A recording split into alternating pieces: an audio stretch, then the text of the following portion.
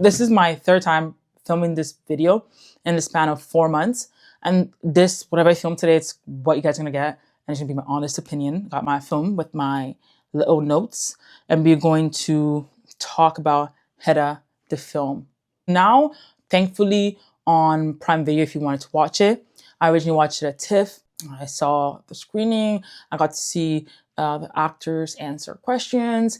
It was mind-blowing. It's a decadent film. It was seductive. And when I say seductive, I'm talking about the aesthetic. I'm talking about the shots. I'm talking about the transitions. I'm talking about the storyline, the plot. Everything was just giving. I'm craving female rage, villainous, evil women who just burn the world because they're bored. I'm tired of the depiction of women, specifically in films, where they are damsels in distress, okay? Like that. I would describe Hedda as an agent of chaos. She's like a cyclone. The only point it's unaffected is the middle. It's the center, because that's where she resides. If you're in her way, she will destroy you. I love that, okay? Tessa Thompson's performance, stellar. So the movie opens up with Hedda, and she's sitting at a table and she's being interrogated by what we assume are detectives / police officers on somebody getting shot. Hedda is this stunning, beautiful woman who just has this presence, energy about her. She knows what she wants. She knows what she has to do to get it, and she will do it. We see her setting up for a dinner where she invites friends. And we also see her husband, who's very rigid. He has this very structured way of speaking and seeing the world, and he just wants things to just fall in line. And Hedda is very much more, and I want to say malleable, because it's not that she is malleable, but she has this ability to appear both stoic in her whims and ideas, but also very easily swayed. And she's not necessarily swayed by other people, what they want upon her, but she's swayed by how she feels about what's going on, right? And she wants to invite her friends. She has invited her friends to this dinner party. And her husband is not happy about that. And that irked me the wrong way, because she's hosting this party. She is planning everything. All the people working for her are kind of trying to stay away from her. Like, she's coming in, just making choices like, oh, I don't like that, like this, like blah, blah. And everybody's not exactly irked, but they all give her space, right? Just by the way she's treated, she is the main focus. She is the center. We just follow her from room to room. Like, we just by her essence, just by their presence, just by the way that she's depicted, just by the camera movements and the set and the colors, our eyes are drawn to her. We just follow her. She just does what Hedda does. And there's nothing more dangerous than Hedda being bored. Because if she's bored, she's willing to burn the world. And I love that. I crave that sense of freedom in a way, right? But also it can be a reaction to feeling constrained, right? Needing to burn things up, burning things down to just have a breath of fresh air, right? I get that. So she has this dinner party and she invites her husband colleagues because he wants to get a position teaching at a university, but he's not the only person being for this position. When I first watched Hedda, I wrote this in my phone and I put, she cannot be tamed. She's vengeful, manipulative, and downright cruel. Yet, I relate to her more than I relate to the people getting married in my life. And you're like probably wondering, what do I mean by that? In this film particularly, you see that Hedda, yes, she is married to this man who on paper, I would say, has it going on. He bought this house because she mentioned she liked the house. He's getting this position as a professor. He is being a quote unquote provider, whatever. But he is clearly like a cage, like stifling her freedom. But the way that Hedda acts, we also understand that she's complacent in this. She's choosing him, but not necessarily forever. She's choosing him for the moment. He serves a specific purpose to her, which is to navigate the world unscattered. That's why she has him. He has this shield for her to do whatever she wants. And she just gets to let him absorb the hits. That's what it feels like. And I related to the idea of marriage as that advantageous versus like for necessarily love. Like that's the part that spoke to me. So yeah, so her husband, George Tesmond, is being for a position as a professor at the university, but so is Hedda's old friend that he doesn't know they were friends. You're like, what? I say yes, and that's Aileen Lovberg. Yes, you're like, what do you mean? Girl,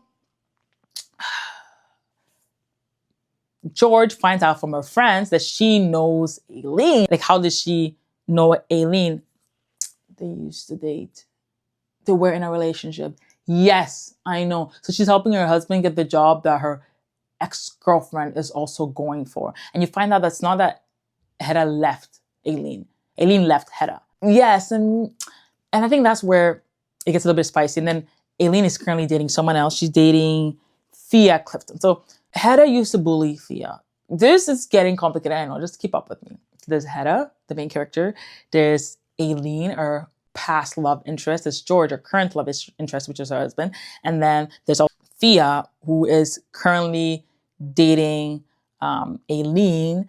But then the only reason why we see Hedda being okay with Aileen moving on is because she doesn't see them as people who are serious. Like, she doesn't see Aileen as somebody who's in a serious relationship until she does. And that's when she burns everything down. We found out that Hedda is also cheating on her husband right now with another man. I think he's like the lawyer or something like that. And Hedda's really into guns, right? So we just see her walking through this dinner party and creating chaos. She is starting fights. She is starting arguments. Trace it back to her easily because we're following her. And some people, if you know her well enough, you can also trace it back to that. She's not being the agent of chaos visibly. She is just moving marionettes in the back. Like, she's just puppeteering people into situations where she's already predicted the outcome and where the outcome leads to favorable results for her. Like, she knows that this person is most likely to cheat on their partner if they're drinking. So what does she do?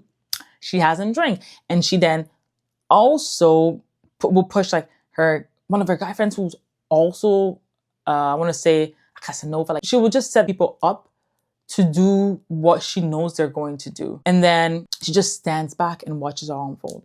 It's not a one-time thing. This happens pretty often. So you start to wonder how often Hedda hosts a party like this and how often she is doing this. This is just one part of like how chaotic she is. And that's why I love her so much, because she's not an angel. She doesn't pretend to be an angel necessarily. She just pretends to be not even honorable. She just pretends to be good adjacent. But then it's really hard to say somebody is good because they do good deeds, because do they have the actual power to do bad? And here specifically Hedda, she chooses to be an agent of chaos. She chooses to be an agent of destruction. She has choices and she makes them, and she makes the wrong ones, but they're entertaining. They keep her entertained and us entertained for long enough. She's helping Thea because Thea's running away from her husband, and we find out that Thea's leaving her husband so she can be with Imogen. Yes, and that's where Hedda starts to get, I want to say, jealous, girly. And we find out that Hedda used to bully the crap out of Imogen. But Hedda's playing dumb. Like, oh, I don't know what's going on. Like, you can wear this dress right here. Like, I'm so glad you came to my party. Like, please sit down, have dinner. But we can also see the ways in which she's trying to turn people against each other at this dinner. And then, of course, George finds out that Hedda does know Aileen. So it's kind of weird that, like, how do you know her? What's your guys' history? How did you even cross paths? Because Aileen is writing I think she wrote a dissertation, I'm going to put a correction for that, but Aileen wrote a dissertation on kink, right? So she's talking at a time where kink is not really spoken about, or like not outspoken, and she would have been at that point the first woman professor at that university because she's being for that position. She has this amazing book that she is about to publish, and in this book she's describing the different ways in which kink impact people's lives and how it shouldn't be seen as a perversion or just like negative thing. It actually helps you explain people's psyche. And of course, people are interested in knowing more about this. They want to get a sneak peek at this. Then we find out that Aileen didn't write this alone. She also wrote it with Thea, right? Or she was like her assistant and her editor. She's like reading everything, helping her. And Thea is ready to leave her husband because she's saying as, okay, well, like we did the work. We're gonna publish the book. We're gonna be good on our own. We're gonna have income. We're gonna be free women. We can be together. And of course, we see that Hedda does not like this. And we also find out that Hedda did help Aileen with her book, like the previous book or just in general before. But then when it was time to choose, Hedda clearly chose the safe path. And by safe path, I mean she chose George. She chose a reputable man, choosing to marry her and give her, the expected life. She chose him. I think the problem that Hedda has is that Aileen doesn't seem bitter or necessarily jealous. She doesn't seem to miss Hedda. She seems to be glad to be rid of Hedda, and Hedda cannot stand that. He needs to show some sort of devotion or inability to move on from Hedda for Hedda to be satisfied, and she doesn't see that. And Hedda's not happy about it. And Hedda knows that Aileen is an alcoholic. So Hedda find ways to like trigger her to get her to drink. Aileen's partner at this point, right, which is Thea, is feeling uncomfortable because Thea's like, okay, well, like, you're making her drink and this is going to destroy her. She's right here trying to get this job and she's going to make a fool out of herself. She's going to have a really hard time putting the drink down. Like, please don't do this. Hedda doesn't care. Hedda's playing dumb, and then eventually she starts to play downright like cruel. She's really cruel to Thea, and we realize that yes, Hedda does remember bullying her. This is not an accident of like mistaken identity or something she did as a kid and she grew out of. No, that Hedda is still in Hedda. She's still a bully. Hedda tries to seduce Aileen. It doesn't work. It backfires. So now Hedda is angry. Hedda finds ways to trigger her, gets her to drink, takes her swimming. At this point, Aileen has been killing her, okay? Like, everybody's interested in her. They are seriously considering bringing her to the school, right? This is going to be great for Aileen. She's doing amazing. At this point, it's only that one copy of the finished book, right? She takes the book, starts spreading some pages around and just like runs away with the rest and like hides it, blah, blah.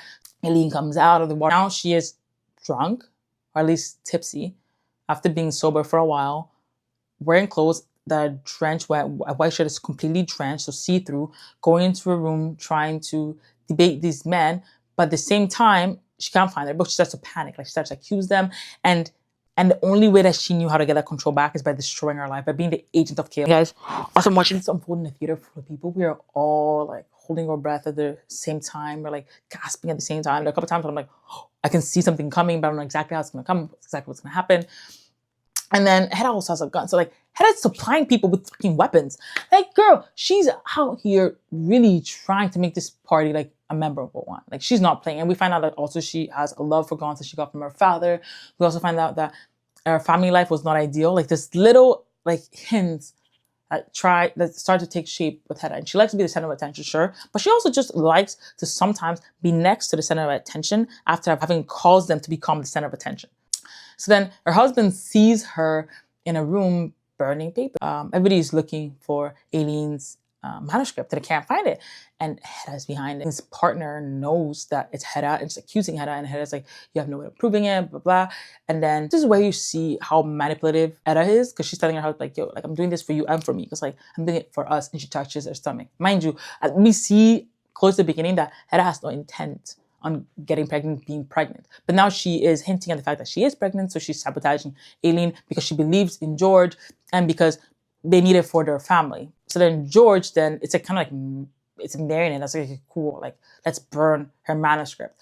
There's something that's not adding up, and they can see that Hedda is evil for what she's doing, but she doesn't care. And then what does Hedda do? She gets a gun. She brings it to Aileen to convince her to shoot herself, because she has nothing left to live for. So Hedda's not just looking to like destroy her career, she's trying to destroy her life and destroy her entirely. And that's what we realize. For Aileen, her career is her life. It's one and the same. And Hedda knows this. So when Hedda started her revenge plot, she knew how she wanted it to end, which was with the death of Aileen.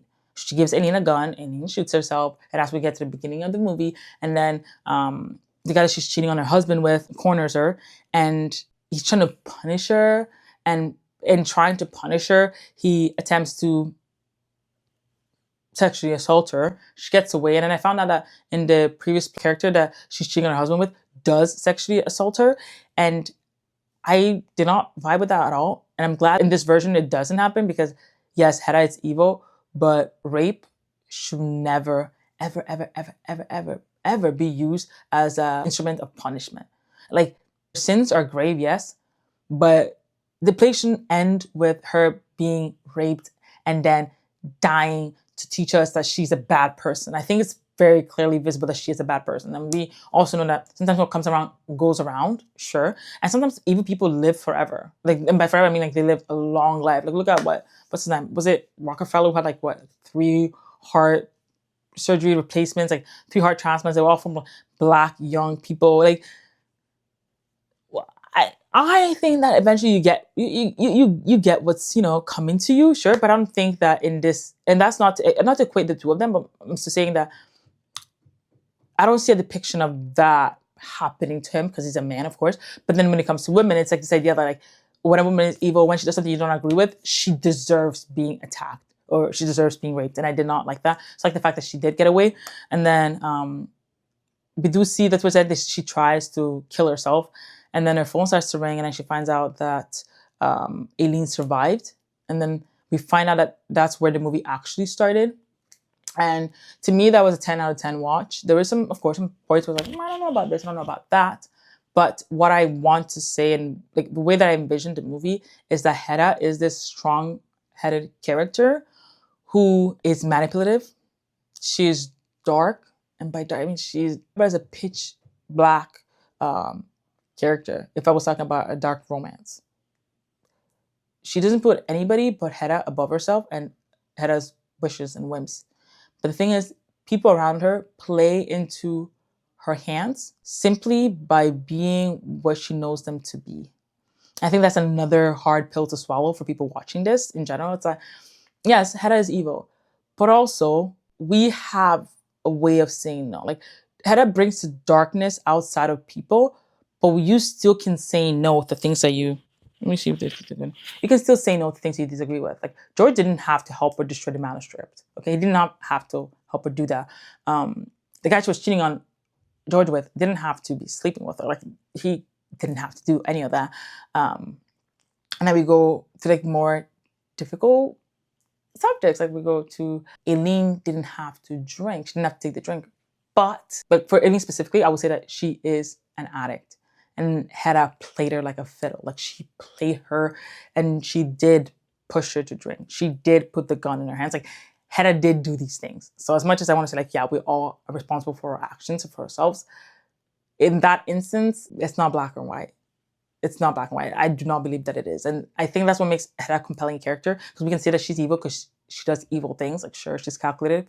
She's calculating because she does calculating things. She is manipulative because she does manipulate people. But we also can't fully say she takes away their choice. She just puts them in a position to make the choice that she knows they're going to be, because she knows they're flawed. And she plays into that. She plays into people's like weaknesses, and she manipulates them. So I'm like, okay, well, like clearly there's something else going up there in her as a person. She's not a good person. Like we can, sit here and diagnose her, sure. But from a film standpoint, she's a villain that I'd love to explore and see more of. Like, I enjoyed the film. To me, it was a 10 out of 10, and watching it at TIFF was like, honestly, the cherry on top. So yes, this is the long-awaited review of Hedda, the film. It's probably one of my favorite films of 2025, and I'm excited for you guys to watch it and get back to me and let me know what you felt, like what exactly you did like, what you didn't like, because honestly, I can talk about this film all day, but I know we all have other things to do. Anyways, yes, that was Hedda. Cheers.